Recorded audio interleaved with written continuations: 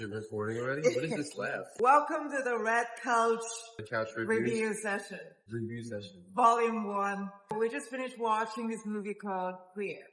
Luca Guadagnino, director of Challengers, which also came out this year. Also Bones and All, Call Me By Your Name, the Suspiria remake. A lot of stuff I like. I think I've liked everything I've seen by him.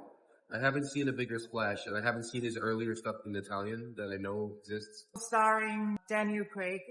What did you think? I felt really uncomfortable in chapter 1, and I felt sick. I don't know, something about the interaction of the two actors. You said you felt like Daniel Craig's character came across like a predator. Yeah, like, I don't know. I almost feel a little tingly, a little triggered by... You might have recognized his personality in someone else. Yeah, exactly. That's all. In a lot of people. It's a very psychedelic movie. I didn't get triggered by the movie. I thought it was expertly made, but because it's based on a William Burroughs short story, it's narratively kind of all over the place and kind of drifts along. But I have to say, till it gets to its point. Visually, really beautiful. Yeah. Color palette with the clothing, everything looks so great.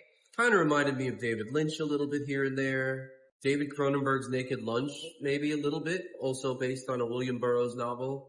And then other Guadagnino stuff, because he loves like really saturated, rich imagery and like far off locales that look very foreign it looks like to Edward Americans. Hopper. Yeah, exactly. Like it's very rich. It looks like it was painted. I also thought of the movie Mandy. Oh, I thought of I can see that. The Northman.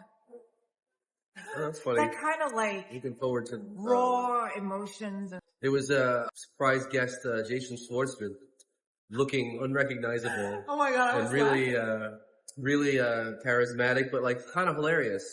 I like how he just like the way he moved really was very flamboyant. Yeah.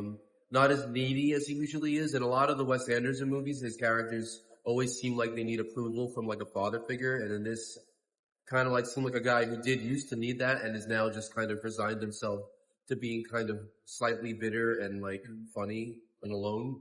I liked it. We also saw a lot of people we know in his character. Yeah. Remember I worked with him in, he's like a detective. Oh, you mean Bored to Death? Yes, Bored to Death. Oh, that's right. You were escaped from Spock Castle. And everyone was naked because it was Spock Castle with Korean, kind of like a sauna / steam room place. What would you give this movie on a scale of 1 to 10?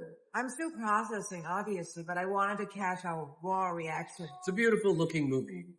It's got better and better. And I think by the end, it's better than in the beginning. Because I would say, yeah, true. The first hour is like fun to watch for a while. And then at some point, Daniel Craig's character is... It's really annoying. Such a like... I turned to you, I'm like, I hate him. Such a rambling, like needy drug addict type guy. Like, but that tries to retain an air of confidence. Like, but you can see right through him, which to me means he did a really good job because... It's very human. He's made that character real, so that's really good. A great acting. You've never seen James Bond like this. You've never seen what happens in this movie. Full frontal craziness. Emotionally. He was emotionally full frontally, yeah. Yeah, it's good. I think I like it better thinking about it after than while I was watching it. Yeah, it's one of those movies where as it was going on, I was like, it's going to end anytime soon, but then when you're out, you're like, oh, I like that. Chapter 3, the jungle part was really fun. That's why I said, I was like, I don't think the movie has started yet. When we hit chapter 3, I was like, I think it's starting now. Yeah. And it did. It started in chapter 3. And then it takes you out of the whole context and transforms into another... Yeah. So typically in a screenplay, you've got Act 1, you're getting to know all the characters, and in Act 2, like there's the big turn, and in Act 3 it resolves. This is like Act 1 and 2 were pretty rambling and random, but like kind of like you just got to get on their wavelength, and then Act 3 was like everything happens in Act 3. So I give it a 7 out of 10 myself. Points don't even mean anything anymore. Yeah. I would just say I'm glad I saw it. I could see it again. I think that says a lot.